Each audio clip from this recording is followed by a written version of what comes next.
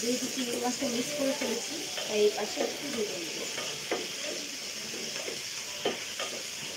এই রান্নাগুলো খুবই সাধারণ, আমরা সবাই পারি, সবাই জানি যারা আমরা আমাদের মতো ইউটিউবার, নতুন ইউটিউব চ্যানেল বা পুরোনো হলেও যারা অ্যাক্টিভ না, ইউটিউব দেখে এখন আর কেউ রান্না আসলে করে না, যার যার বেসিক থেকেই রান্না করে।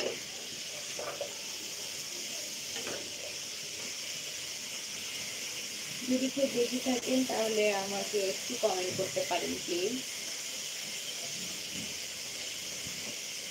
সাইমাস কিচেন থেকে লাইভ করছি, দেখছি 9 জন আছেন লাইনে। আসসালামু আলাইকুম।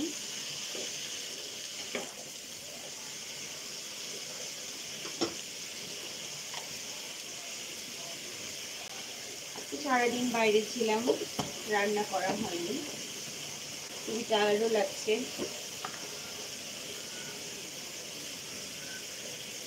আমার ভিডিও দেওয়া হয়ে যাবে। লবণ দিয়ে দিই 1 চামচ।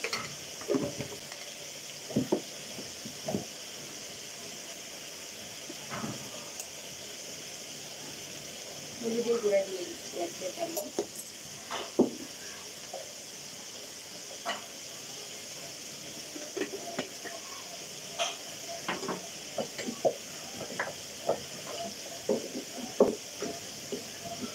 কাঁঠাল বিচি কাদের পছন্দ?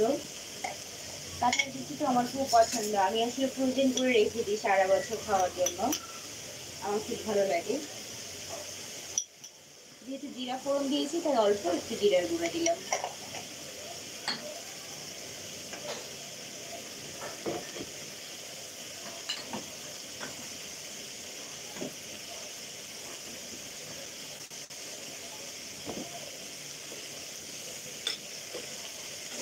দিয়ে একটু ভালো করে নাড়াচাড়া করে নেব।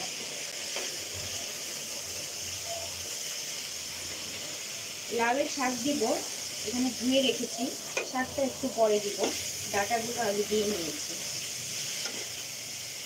দেখে কিন্তু বেশ লোভনীয় লাগছে আমার কাছে।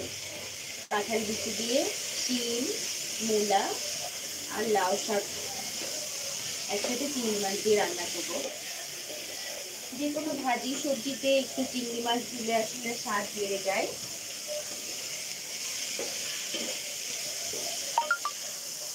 এখন তো আসলে বাচ্চাদের স্কুলে এক্সাম চলছে, বাইরে বেশি যাওয়া যায়, রান্না করতে আসলে বেশিক্ষণ ভালো লাগে না, শর্টকাট যা রান্না করা যায়। তেমন একটু পানি দিয়ে দিচ্ছি, দিয়ে একটু কষিয়ে দিব।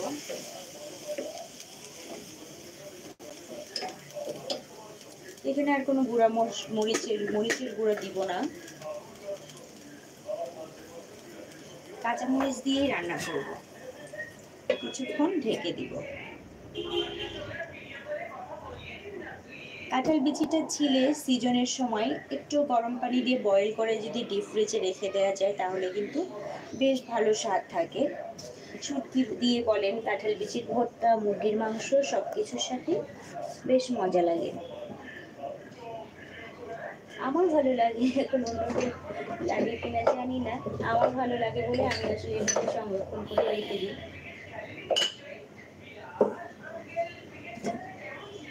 আমি হলাম কাঁঠাল বিচি ভক্ত। শুটকি দিয়েও কাঁঠাল বিচি খুবই মজা।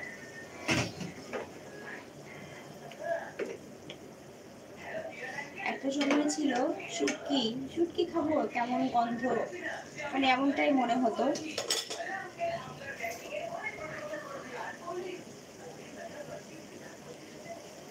কিন্তু এখন শুটকি আসলে শিখে গেছি, ভালো লাগে খেতে।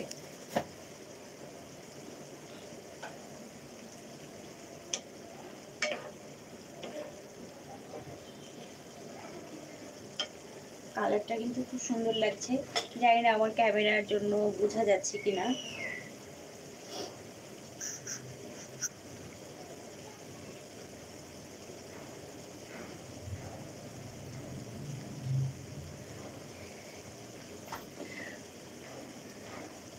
একটু রিয়াকশন দিতে পারেন কেউ যদি ওয়াচ করে থাকে।